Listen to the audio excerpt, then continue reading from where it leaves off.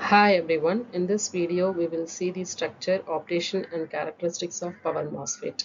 The power MOSFET is a metal oxide semiconductor field effect transistor. It is a type of transistor used for switching and amplifying electronic signals in power applications. This is a feature of power MOSFET. A power MOSFET have high efficiency due to low on resistance and fast switching capabilities, and they can switch on and off very quickly, making them ideal for high frequency applications. The gate of the MOSFET is a voltage controlled, so it requires only a little amount of current to turn on and off the MOSFET. And MOSFET has a high input impedance of gate allows for very easy drive requirements, and also it has good thermal stability, and it can handle high power levels with appropriate heat sink. So this is structure of normal MOSFET and this is structure of power MOSFET.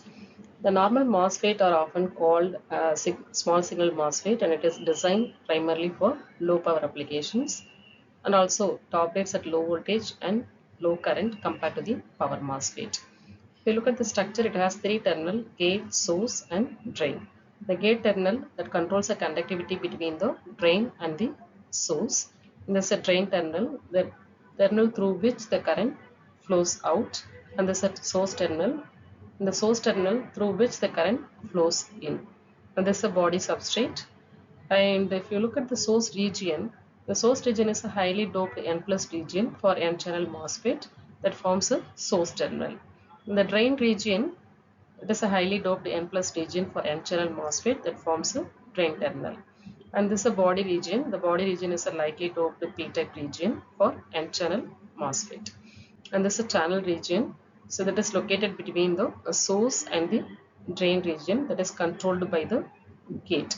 Now if you look at the insulation layer, it's a thin layer of silicon dioxide that insulates the gate from the channel region, and also it has a gate electrode. This gate electrode is typically made up of polysilicon, which is placed on the top of the gate oxide layer. The structure of power MOSFET is optimized for high power applications and designed to handle high voltage and high current. The structure is slightly complex compared with the normal structure of MOSFET. So if you look at the source region is a highly doped N plus region that forms a source terminal, and this is a drain region.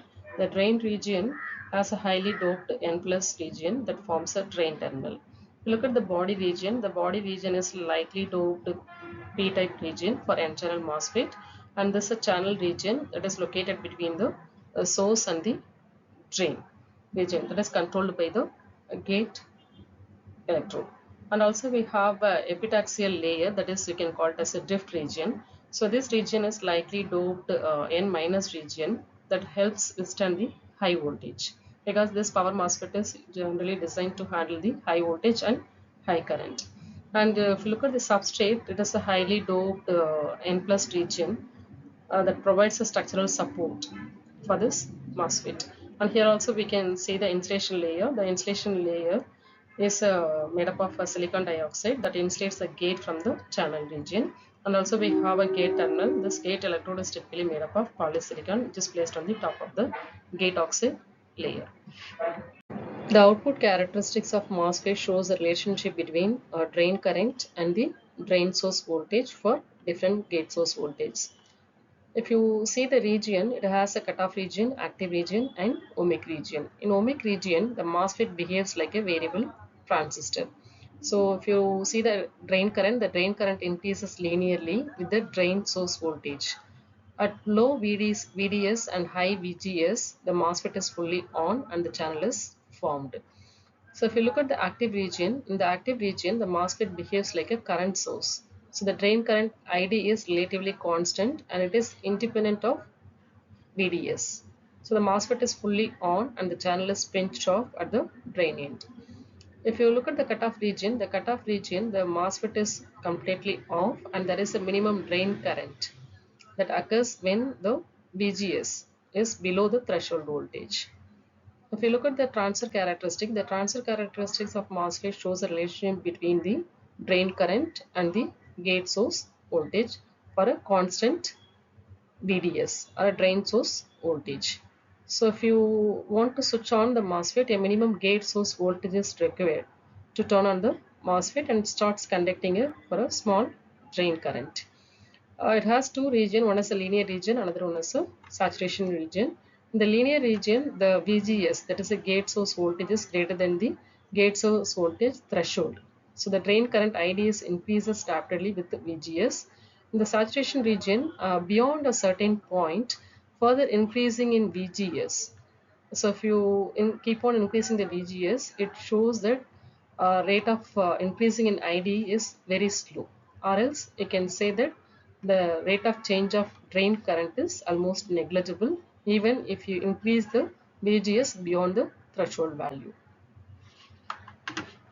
These are some applications of using power MOSFET. The power MOSFET used in SMPS due to its efficiency and high frequency switching, and widely used in DC motor control and drives for their fast switching capability, and also power MOSFET used in DC to DC converters for efficient voltage regulation, and also used in audio amplifiers for their linearity and efficiency, and also used in renewable energy systems like solar inverters and battery management systems. So if you see the advantage, due to this majority carrier operation, the MOSFET can switch much faster than the BGT. And also it has high efficiency. It has low on resistance that lead to low conduction losses, and simple drive requirement, which means the voltage that controlled makes them easier to interface with any control circuits. But if you look at the disadvantage, the MOSFET can damaged by electrostatic charges, that is ESD, due to their high input impedance, and typically more expensive compared with the BGT. Also, they have a good thermal stability. If not properly managed, they can suffer from thermal runaway in high power applications. Thank you.